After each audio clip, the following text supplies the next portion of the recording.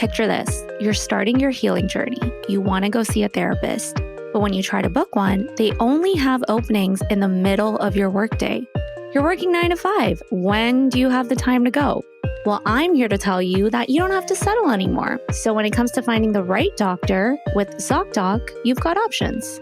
ZocDoc is a free app and website where you can search and compare high-quality, in-network doctors and click to instantly book an appointment. Appointments made through ZocDoc also happen fast, typically within 24 to 72 hours of booking. You can even score same-day appointments. Stop putting off those doctor's appointments and go to ZocDoc.com/lovely to find and instantly book a top-rated doctor today. That's ZocDoc.com/lovely, ZocDoc.com/lovely. The last thing you want to hear when you need your auto insurance most is a robot with countless irrelevant menu options. Which is why with USAA Auto Insurance, you'll get great service that is easy and reliable, all at the touch of a button. Get a quote today. Restrictions apply. USAA. Hello, hello. Welcome to Lovely. I'm your host, Mehak, and just like that, it is Friday and we are back at it again. No major life updates for me today, but that's also because I want to spend majority of this episode talking to my amazing guest, Dr. Wendy Walsh, also known as America's relationship expert. Guys, this resume is incredible, okay? So bear with me. And I still feel like I can't do it justice. So Dr. Wendy Walsh, she's written 3 books on relationships. She's written thousands of print and digital articles, massive following on social media, TikTok famous, Instagram famous, you name it. Holds a PhD in clinical psychology, teaches in the psychology department at California State University, Channel Islands, and has hosted the Dr. Wendy Walsh Show on iHeartRadio since 2015. Hallmarks of a situationship. First of all, there are no long-term plans. The future is some big black hole that nobody talks about. Secondly, you can't predict when they're going to check in because there are no rules around that either. So it's very inconsistent. Regarding topics of conversation, they're a little bit sexy because you're not talking about anything too deep. And finally, you have not met their friends or family. You want to get out of this situationship? Follow for part 3. Former Emmy-nominated host of The Doctors and Extra, and she was also named Time Magazine's Person of the Year in 2017. I've known about Wendy's work for a while, but it was recently that I posted a video on Instagram about my non-negotiables for a first date. And she commented and she's like, I love hearing about other people's non-negotiables on a first date. And I was like, wait a minute, this is a sign from the universe. I have to have her on Lovely.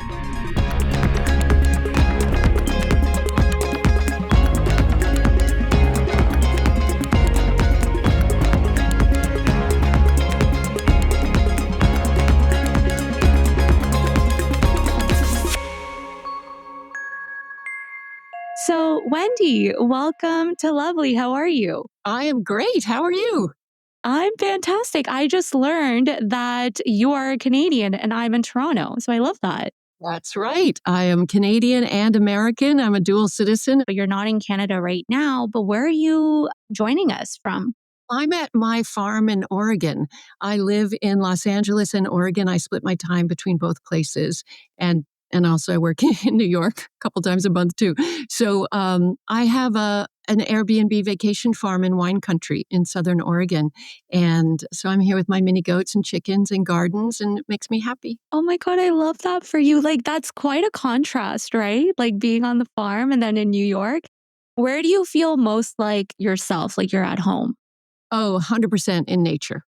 Actually, one of the things I teach is health psychology. There's so much data to show that our immune system functions so much better in nature. And also our mental health is better in nature. We're not meant to be living in concrete and metal and wood. We're meant to be out there in the wild, so to speak. So it's very good for us. So that's where I'm definitely happiest. I mean, that's facts. I feel like anytime I'm feeling a little low or I'm going through a breakup, I'm like, I need to reconnect with nature. I have a question for you. So you have a huge social media following, right? And I feel like when you're so active and vocal on social media, people have preconceived notions about you. I'm really curious, like, what's something people get wrong about you when they first see your content? I can't imagine what other people think. I mean, I try as hard as I can not to look at the comments. Of course, I have a social media manager who's like, you need to comment. You need to get out there and interact. And there are so many robots and so many trolls and who just make things up. There's a million things that people have gotten wrong with me and about me, and I could never put it down into just one thing. Sometimes people are really nice, but sometimes people are also really nasty, and you kind of just have to like block that out. They say all kinds of crazy stuff. So you have to have some alligator skin to do what we do.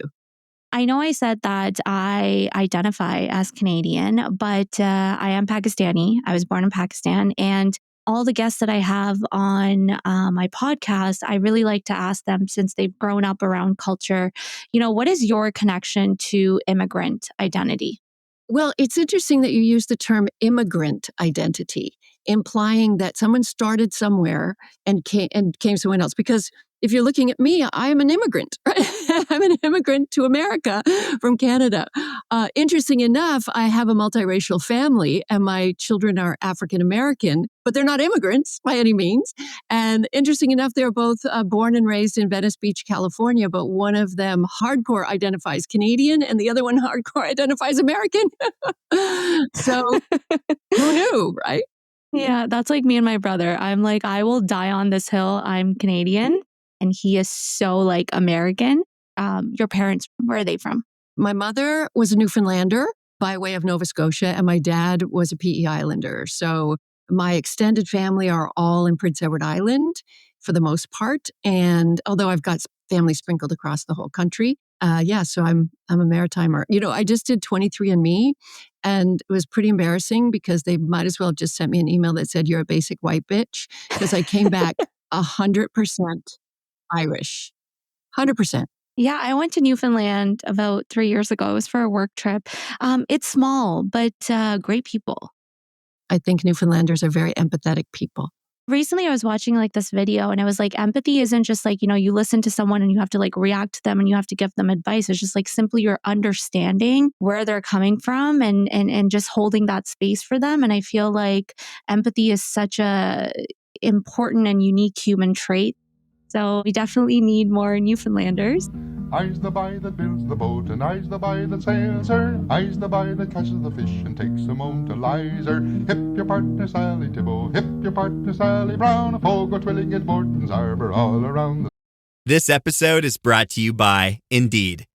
When your computer breaks, you don't wait for it to magically start working again. You fix the problem. So why wait to hire the people your company desperately needs? Use Indeed's sponsored jobs to hire top talent fast. And even better, you only pay for results. There's no need to wait. Speed up your hiring with a $75 sponsored job credit at Indeed.com/podcast. Terms and conditions apply. Circle. Switching gears a little bit, this podcast is all about love, dating, relationships. Wendy, what is your relationship status? Oh, I just got married in August. Oh my God, congrats. I love that. Who is this lucky man? Well, first of all, I should tell you, I was a single mother for 20 years, 100% custody, $0 child support, and somehow I got through it. It was rough having to be a protector, provider, nurturer, everything. It was rough. But I also was afraid that I might expose my two daughters to a bad romantic choice that I might make. I read a statistic early on that scared me so much. It said one of the most dangerous places for a child to live is in a home with a non-biologically related male. Mommy's boyfriend, husband, stepfather, stepbrothers, etc. And I'm like, okay, I've had enough bad relationships in my life. I'm not going to expose my kids to it. But I also always knew that if I continued to write about the science of love, continued to read about it, continued to learn, that eventually I would be able to take my own advice and do it well. And I did. Yay. Well, I'm so happy that you got married last year. And I didn't want to give it away for our listeners, but I did do my research. I know you're married to a man named Julio, correct? And I proposed to him on live radio. He was shocked. Oh, you proposed. That's very interesting. Yes, I proposed to him because the proposal is about who has the most power. And if you listen to the full video, you'll understand why I had more power in the relationship. I mean, obviously, we had talked about it. It wasn't a surprise out of the blue. But the actual "Will you marry me?" was me asking him. That's so fascinating. That's so okay, I want to go back to the moment. So you mentioned that you were scared of choosing wrong, right? And I feel like a lot of women can relate to that, especially if they've been in traumatic relationships. They don't want to choose wrong, and that's even heightened when you have daughters, like you said. So what was the turning point for you to be like, Julio is the guy that I want to be with. I'm not choosing wrong. But how has the relationship evolved with Julio, like from start to the married point? The timing for me was the youngest one in high school and about ready to launch, right? So then I knew, okay, it's fine. And I went on the apps and I took my own advice. Whenever I wasn't sure, I would literally go, well, what does that Dr. Wendy on the radio say? I should do what she says. And I literally, I have a whole system for how to use dating apps, how to ghost them and get rid of them if they're not being responsive instead of trying to pull them in and get them to like you. No, goodbye, next. I became very discerning. Julio has his own mating strategy, which was fascinating. The rule is my rule. Talk on the phone first. If they won't get on the phone right away, goodbye. They don't want a real life relationship. I'm not somebody's pen pal. I'm not going to sit there and emotionally stimulate you with a bunch of texts. Forget it. So he got on the phone pretty quickly with me after like 3 texts. And then the first thing should always be a 20-minute coffee on like a Sunday morning. And so we did that. And whoever wants to be chased should leave first. So I talk to people who say, oh, I had the most amazing date. It lasted 7 hours. I'm like, a date should be 20 minutes at the beginning. Leave them wanting more. It's just the trailer for the movie. It's not the full movie. So after the 20-minute coffee date, I'm using female mating strategy. Which is what? Acting like the prize, making them sacrifice a little bit. You better chase me down. And then he's practiced male mating strategies, which was beautiful. He said to me, tomorrow I have to go to Miami for business and I'm going to be gone 2 weeks. It was a lovely coffee date. He was entertaining me, making me laugh, whatever. And he said, so I guess I won't see you. And we had talked in coffee, something about where I was going to be the next day. So he texted me in the morning and he said, my flight's not till later. Why don't we grab lunch? Because I know you're going to be in the Valley and I'm going to be in the Valley. Let's grab lunch. And I go, oh, okay. He goes, since I'm going to be gone for 2 weeks. So he created a fear of missing out, a scarcity. I like that. That he was going to disappear, right? He has gone for 2 weeks. Mm-hmm. So we have a little lunch. It's great. Everything's funny. We're, have a nice time. And then the next morning he texts again and he says, I know this sounds completely crazy, but my business meeting got pushed for 1 more day. I'm leaving tomorrow. Can we have dinner? So my best friend called me after that. And I said to her, are you sitting down? And she said, why? Because she knows I'm like, no, wrong, no, get rid of, ghost, bye. And I said, I just saw the same human being 3 days in a row. And she's like, you're kidding. But wait for it. There was no trip to Miami. Wait, why did he lie? Because he was trying to create that fear of missing out, like the scarcity. I've got to go. Isn't that manipulation though? No, there was a thing in Miami, but he had the flexibility to move it. I see. So he moved it for you. It wasn't like he was using that as a tactic. His answer was, I knew that if I left you out there on that app for 1 day, someone would take you. And I had to just completely quarantine you. And it was during quarantine too. That was another thing, is that I would only meet people outdoors in the wind because it was during COVID.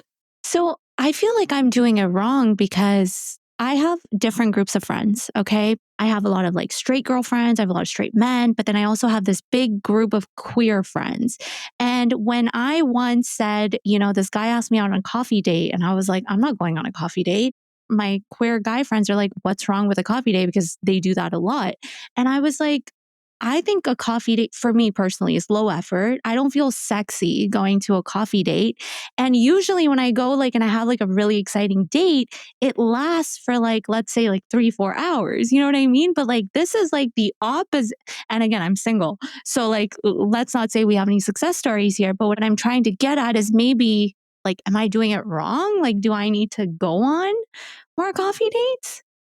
Well, I think you're making your expectations too high. Am I? You see, the problem with a first date with a total stranger, Yeah. there's too much pressure. And why should he spend all that money? But we're the prize. No, you're the one doing the analyzing.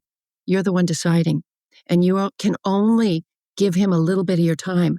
You're the prize, then why are you giving him 3 hours of your life? That is a big give. True.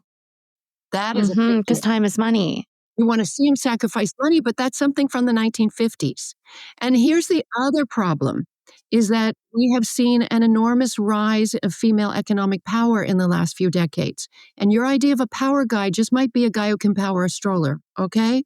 So he might not make as much money as you, and he might sacrifice in different ways with his time, with his talents, with his care. What is a relationship? It is an exchange of care.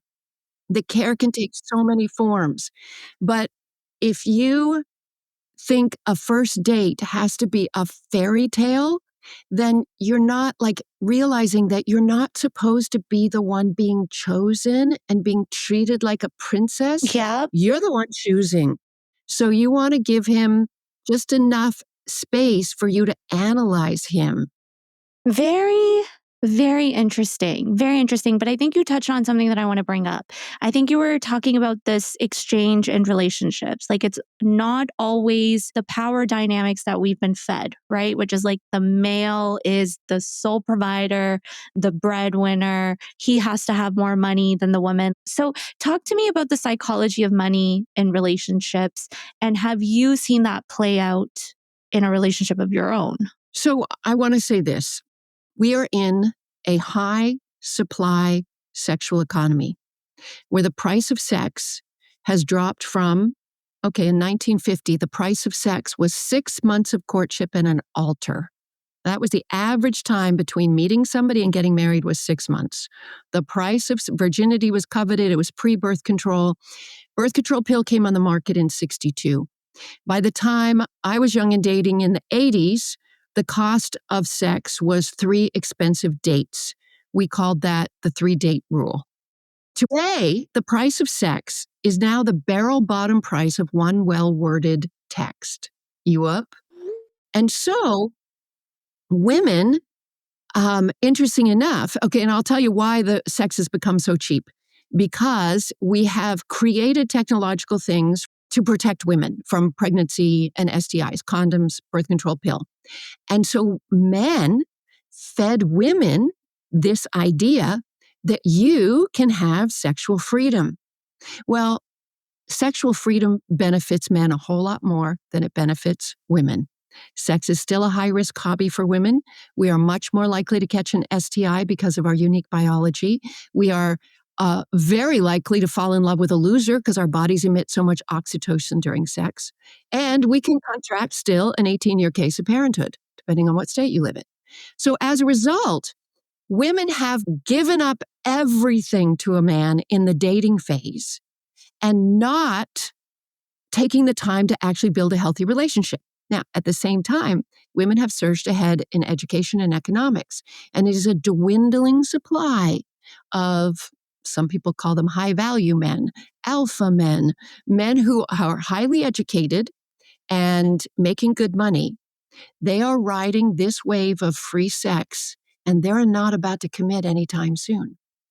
I want women to change the Cinderella complex that lives in their head, the patriarchy that lives in their head, and say to themselves, what kind of friend and partner do I want? And if they are a woman who wants to have children, but 80% of women biologically reproduce, then they need to say, what do I need to raise a family? A career guy or a guy who can help me with the kids so that I can surge on? we have to decide, we have to take gender away from money. So now let me go back to your question about money. The problem is the patriarchy taught men that their identity was about money. Patriarchy taught women that their identity was about beauty. And this is the trade. Now, sadly, the oldest trade in the history of the human species that many women still trade is they trade sex for love. But they lose 100% of the time because men do not fall in love through sex. And in fact, they don't trust a woman with sex early. Holy shit. Okay. There's so much going on. So we're programmed, right, to feel that a woman has beauty to offer and a man has money to offer. And everyone in the society is carrying these two things. So when they don't align, you're like, I don't want to be with you. I don't want to be with you. But what you're saying is change that narrative. And it's not just about being like, okay, this person has to offer me this because it's ingrained in my mind, but it's like, what kind of life and partnership do you want to live and what works for you? So that's what you're saying is shift towards. It's not just beauty women are trading for. Beauty is a metaphor for fertility. Evolutionary psychologists would say the more youthful in beauty, the more fertile, right? So it's childbearing in exchange for money. And the other thing is not everybody has this myth in their heads, right? Lots of people have egalitarian relationships where both people make around the same amount of money. They make decisions about whether one of them is going to put their career on hold for a few years to raise kids, or whether they're going to both put money into the coffers for childcare. But they're making decisions as partners and best friends, not a kept woman and a man who controls her with his money. But I think on the topic of money, when it comes into relationships, it's not just transactional, it becomes emotional, right? Like, I feel like I'll give you an example. I grew up in a household, we were comfortable, but we weren't like super well off. You know what I mean? And I always had this notion that like my dad has to be that provider, but my mom worked really fucking hard, right? And then for a big point of time, it was just my mom and I. So like she was the breadwinner and she was earning. Now, when I think about getting into relationships, I'm like, I have a great career. I earn really well. Sometimes I've dated men and I earn more. But sometimes that turns me off with men. I'm like, in a world, in a system you've built, why am I ahead of you? Let me explain. So evolutionary psychologists would say that in female evolution is this idea to try to find a male mate. And we're talking specifically about heterosexual relationships here, and we're talking specifically about those who want to reproduce. So they're programmed to find a male mate who can extract resources from the environment. So back when we were living in trees, it was who was the better hunter, who could protect me, etc. Well, men very early on realized that the way to get power over women's bodies was to control the resources. So as you said, a system that you set up, right? So men set up patriarchy, but women chose the wealthy men. So they kept enforcing the patriarchy. So every time you choose a man with big muscles and a deep voice, you are doing what your ancestors programmed, which is choosing a physically fit man for your offspring, but you're also increasing the potential for domestic violence and cheating. We know that high testosterone men are more likely to cheat or be involved in domestic violence, right? And so women enforce the system. All of evolution is governed by female choice. Women's choices. We created this. And so women need to change their choices in how they raise their sons, in how they choose men.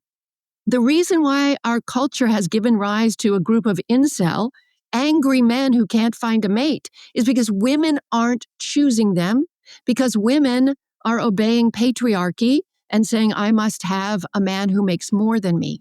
When that is a very small group now, and that guy is rarely commitment oriented.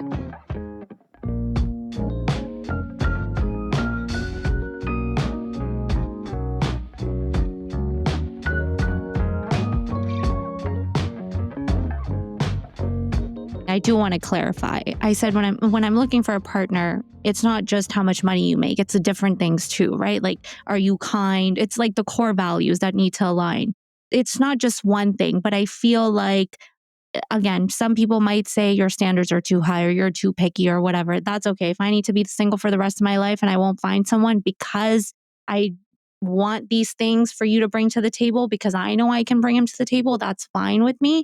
So I just want to clarify, money is not the only thing that I'm saying, but I feel like provider for me is not just monetary. I think provider for me is like providing for me in terms of support. Are you supportive? Are you kind? Are you generous? Are you empathetic? Do you have that in your partner? I have a partner who gives me so much care. I will tell you the first trait that made me fall in love with Julio. He's light and he laughs.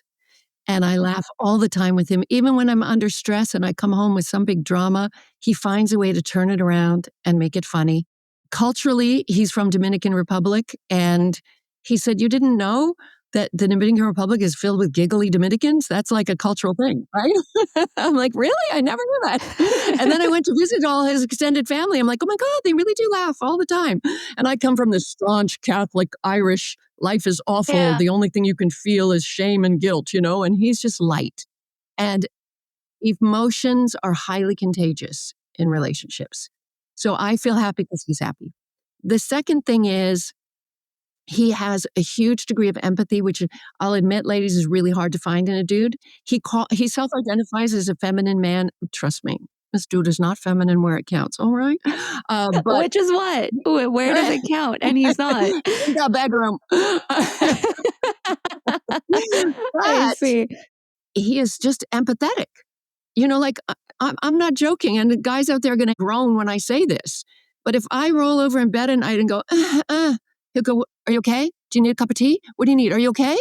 And he's up caring I for me. love that. Yeah, but you know what? You can't choose those high testosterone CEO. I don't want to. No, I don't want to. guys, Yeah, right? yeah, yeah. No, You have to choose a mate.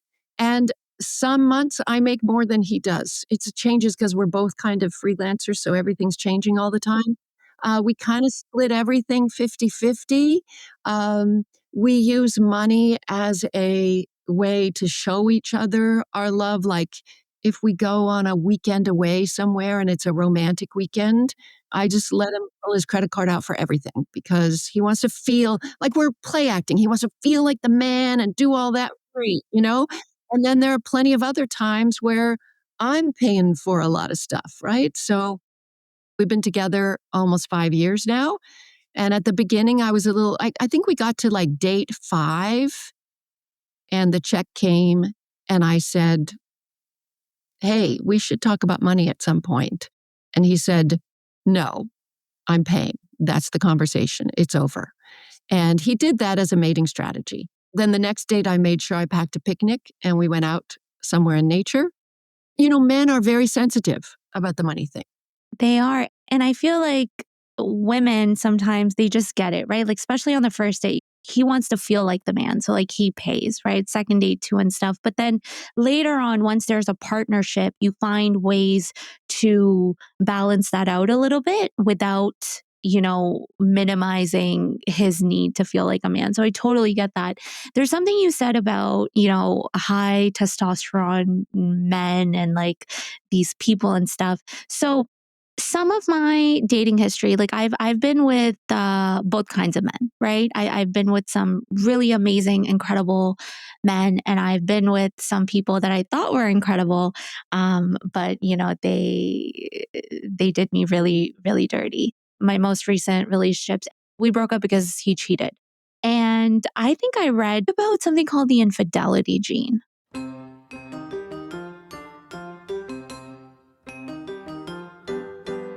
That scared me a little, but also I was curious. Talk to me a little bit about that. There have been a number of genes that are correlated with infidelity, but I want to remind everybody that biology is not destiny. You can be born with a gene for heart disease and eat a low cholesterol diet and exercise and never have a heart attack. In fact, there's some research to show that the two behaviors that high testosterone men with a cheating gene might do is practice religiosity and get educated. So if you believe that God is a cop in the sky and you'll, go to hell if you cheat, that'll keep you straight. Or higher educated men are less likely to cheat, partly because they analyze the consequences, right? They're not so in touch with just their animal instincts, so to speak. They're in their head thinking, oh, well, if I do that, then she could do that, then I could lose half of everything. And oh my God, right? So again, just nobody can use that as an excuse. Sorry, I had the cheating gene. Maybe, let's say your wiring might influence your urges, but like it's your integrity, right? That determines your choices. And I feel like it's kind of up to you. Like, okay, you have this desire for novelty and risk. Well, how do I like navigate through that, right? And if you feel that you are not meant for a monogamous relationship, don't get into a monogamous relationship. Like, figure something else out for you.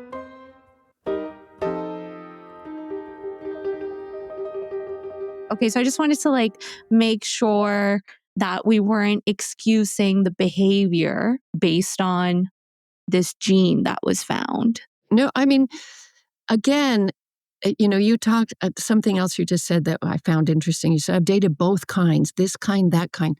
No, no, no. It's a very wide scale. It's a spectrum. So human beings have the widest range of paternal investment in offspring of any primate species. So at one end of the scale, you're going to have a guy who's a baby wearing, softball throwing, carpool driving, doting dad. And the other end, you're going to have a guy whose only investment in his kids was a teaspoon of sperm, right? And we have everything in between. And I think that when women are dating, they're forgetting that they're supposed to be interviewing for a candidate for father. Yep, you're right. And that's such a good point because I feel like the deciding factor when you're dating someone is you ask yourself, can I see this man be the father of my children? And that's a very important question to ask yourself. And I remember asking myself this in my most recent relationship. And the answer was no every time. It was a very toxic relationship, Wendy. I don't talk about it much simply because I don't want to give him much airtime. But what I'm trying to say is like every time it was on and off a lot. And every time I came back to it and I was like, am I doing this again? Am I doing this again? When it was finally time to let go, I asked myself this question and the answer was no. And I'm like, okay, you have to let it go because what is the end goal? And I'm going to tell you something. When I had a string of bad relationships. I mean, I wrote a book called The Boyfriend Test, How to Evaluate His Potential Before You Lose Your Heart, because I was trying to educate myself, right? And then I wrote a book called The Girlfriend Test, How Dateable Are You Really? It wasn't until I took a stone cold look at all the quote unquote bad boys out there and all my awful relationships and realized that there was a common denominator in every one of them. And it was me. I'd chosen them. I had allowed them. I had no boundaries at the beginning because I was so focused on being liked and so focused on not being abandoned that I wasn't doing the interviewing. And once I shifted my entire mindset into, whoa, I have to choose somebody and allow them. And I've got to say no early on when I see those little red flags. And that's when everything changed for me. Totally. I feel like I'm still learning. I did, reflect on that. And I feel like I'm at that point in my life where I finally see the value, see the worth, and like not here to be chosen, but to do the choosing. There is that thing that I struggled with in the past. Like, is it love or is it addiction? Right? Like the chase is so exciting and the highs and the lows and all of that. For me, I've come from, from a household and also from relationships where the more intense it is, the more you correlate it to how much in love you are. You know what I mean? But unlearning all of that in therapy now for the last 2 years has been really helpful and insightful. And I've kind of like vowed to myself that until the point that I find someone where I'm doing the choosing and I feel like this is a good partner in a healthy relationship, I'm not going to settle for anything less. So, yeah, this is all good validation. It's interesting how we call it settling for something less than the intensity that you desire so much. And you and your therapist are going to have a fun time talking about what's behind that intensity. Because as I like to say, butterflies in the stomach are anxiety. When you finally have a secure attachment, do you know what it feels like? There's no more roller coaster. There's no more intensity, no highs, no lows. You know what there is? Peace. Just peace. And when I finally changed my attachment style through years of therapy and was able to choose somebody who also had a secure attachment style, I was like, oh, it's so easy. There's no highs, no lows, no wondering, are they going to call? Is this going to happen? You just say it. And it's seamless. It's easy. And that's how it should be when somebody who has a secure attachment style chooses somebody who has a secure attachment style. I'm so glad the conversation came to attachment styles. I posted a video on social media saying I'm going to interview a famous psychologist, and if there's a few questions you can ask them, what would it be? I got a few questions and they were all about avoidant attachment style. One of them was, how do you fix avoidant attachment style, which will be here forever? So I'm gonna give you three. You pick what you want. Okay. One was, what is avoidant attachment? Someone's literally said, "What the fuck is avoidant attachment style? Why do people have it? How can they change it?" And then the other one was, why do I resent the men that I date? I don't know which one you want to take on, but Well, let me just explain attachment style without getting into a whole history of John Bowlby, the founder of the theory, who was a psychoanalyst and pediatrician in the 1930s, 40s, and 50s, and started to see that parental separation from kids caused personality change. The development of attachment behavior is as genetically determined as the development of eating behavior, as the development of sexual behavior. I mean, it's all part of intrinsic human nature. That's the beginning of it. Now we know that what happens in our early life, our relationship with our caregivers, becomes, psychologists call it, an internal working model for love, basically our idea of what love is. So it's partly genetic, partly how the genes are expressed in the environment by how we were cared for. And so then we grow up, we have a romantic attachment style that's based on that. We don't remember the early stuff that happened in the first year of our life while our brain was tripling in size and we were forming this idea of, okay, this is what love is. And so at the end of the day, you're going to have somebody who had attentive, mirroring parents who loved them and cared for them when they were infants, who didn't, read some Dr. Spock book that said the babies should cry it down out the hall. It's good for their lungs, whatever. And so they grew up to both give care comfortably, receive care comfortably, have a flexible backbone, self-esteem, are able to say, I'm so sorry, I messed up. How can I make it up to you? They don't play games with communication. Then you've got people who feel easily engulfed by relationships. Maybe there was neglect in their early childhood, and so they became independent to a fault because a relationship should be about interdependence, right? And they have the social skills to obtain sex, but not to share emotional intimacy. And that would be the avoidant crowd. And then there are those, maybe because of neglect, abuse, abandonment, that became anxious and they worry, where is mommy? Where is my lover? Where are they going? What are they doing? And they have all these manipulative ways in their dating life to seek proximity to that person they're attracted to. And interesting enough, the anxious person is most often attracted to the avoidant person because it fits in with their idea of love. Now, you should know that all attachment styles can be changed through therapy. Good psychoanalytic therapy with a therapist who has a consistent relationship, mirrors back, reparents the person. And so that is the big answer. Now, I'm assuming that if somebody said, how can you change an avoidant attachment style? They're not talking about themselves because avoidant person wouldn't even answer that question. They wouldn't even be on your chain. They're trying to change somebody else. We can't change somebody else. We just know that if they trigger us and we go into some of our early childhood anxious love, that we shouldn't be around that person, right? We have to choose differently. We have to learn to maybe tolerate kindness, to tolerate closeness. Love is not about finding happiness. Love is about finding the familiar. And the key to finding happiness is changing your version of familiar. Hold on. Say that again. So love is not about finding happiness. Love is finding familiar. But are we saying that that is the right way to go about it?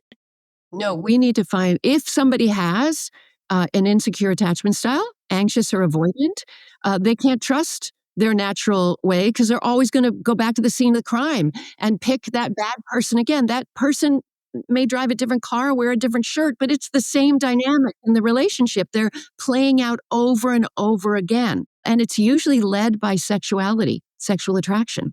And so when I hear that word intensity and passion, I'm like, that's I know where it's going there. Okay. So that's the kind of language people with an anxious attachment style, they go, oh my God, just passion. And then I'm with this nice guy and he's just like too nice, you know? Nice is what you want.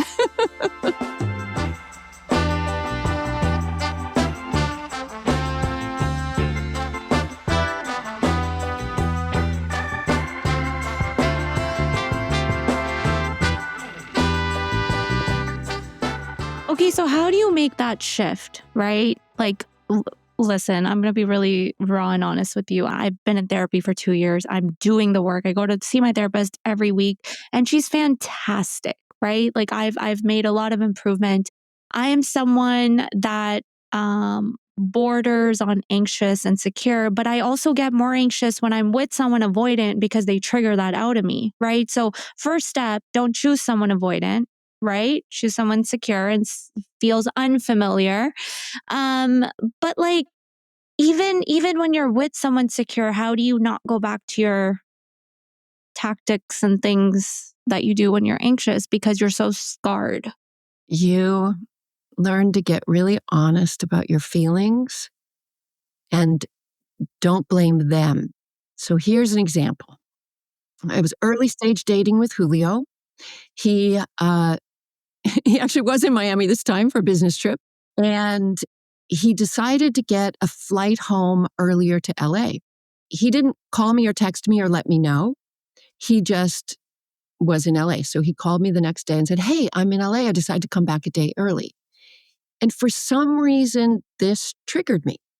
That, again, I grew up with a dad in the Navy. I never knew where his ship was. I never knew when he was coming home. So I just said to him, I know this sounds completely weird, but I need to always kind of have a little locator on you. And it's not anything about that you do or don't do. It's just I get anxiety when you switch cities and I don't know you've switched cities. And it's a weird thing and I work on it. But would it be okay if you just shoot me a text before you get on a plane every time so I just kind of know where you are? And he's like, oh, sure. You would want to know that? Yeah, no problem. But like, I couldn't have said that before. I would have played a little game like, I'm not going to return his call for 4 hours because why should I be available? He's just in a different city and he just comes into my city and doesn't let me know. Okay, well, I'm not going to pick up my phone for a day, right? I just do stupid shit like that.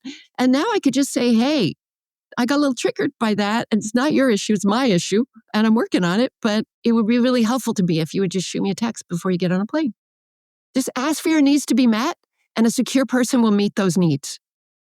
I am getting a little emotional because I feel like there's been so many instances before where I play, like I have these mental gymnastics where I'm like, no, I can't do that. I shouldn't do that. But like at the end of the day, it's just so simple, right? Like communicate your needs.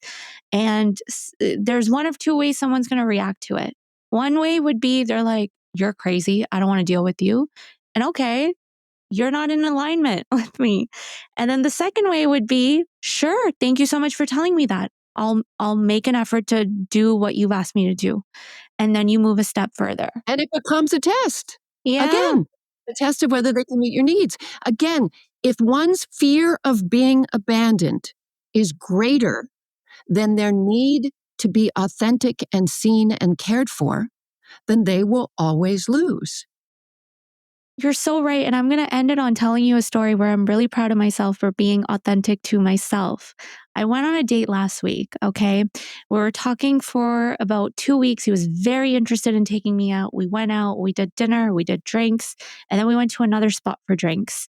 He ended up driving me home, asked for a kiss goodnight, whatever. The next morning, messages me good morning, texting like normal. Then the day after, the energy shifted. No more good morning texts, went to like 8 hours, didn't text me, and then messaged me something, didn't ask me a question, left it at that. In my mind, I'm thinking, what happened? Did you not find me attractive? Was the date not, and it was a really good date. It was a really good date, right? You messaged me the next day. I'm psychoanalyzing all of these things. 3-4 days pass by, don't hear anything from him. He's watching every single one of my stories. Old Mehak would have been like, okay, whatever, take the hit, whatever. But me staying authentic to myself, I wanted clarity. I was just like, hey, like, what happened, right? And and I didn't even say like that. All I said was, hey, had a good time on the date. Let me know if I misread it. But I don't know. I sent a text. It was like something along the lines of just wanting clarity. You know what I mean? And then he responded, completely deflecting the question, right? And he was like, hey, no, nothing was wrong. I agree. I had a great time too. It's been super busy, blah, blah. Left it at that. What that told me is if I didn't send that text, I would have continued to think about it for days or whatever, right? But what that showed me was I got the ick. I'm like, at this grown age, you cannot communicate when someone is inviting you to openly communicate, because I'm like, if you didn't have a good time, if you're not feeling it, tell me. But he couldn't even do that. And that gave me a lot more clarity. And that made me feel like empowered almost to be like, this is what I wanted to know. I found out and now I'm moving on, I mean, by the fact they say, oh, I've just been busy, is how avoidants behave, right? Exactly. And that's not in alignment with where I'm going because I'm intentionally dating. There were 2 lessons: be authentic and stay true to yourself, but also let's not hurt our own feelings and think that something's wrong with you.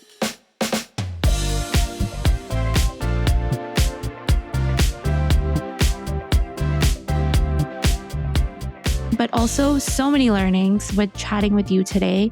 I really, really appreciate, one, I'm so grateful you commented on my video. I saw your work. I fell in love with your work. By the way, you're so stunning. Face card is lethal, never declines. But thank you so much for the insightful conversation, and really happy to have you on here. If you could leave our listeners with one piece of final advice on navigating relationships today, what would it be? That relationships are far more about skill than luck. And if you think for a minute that it's just about finding the right person, I'm going to tell you it's about learning how to be the right person. And the right person is the person who doesn't lead with sexy and hot, but leads with warmth, intelligence, and boundaries. And we're manifesting that. I love it. Thank you so much, Wendy. Appreciate your time, and I hope you have the best weekend. Thank you. Julio's flying in tonight. I'm going to the airport to get him. Yay!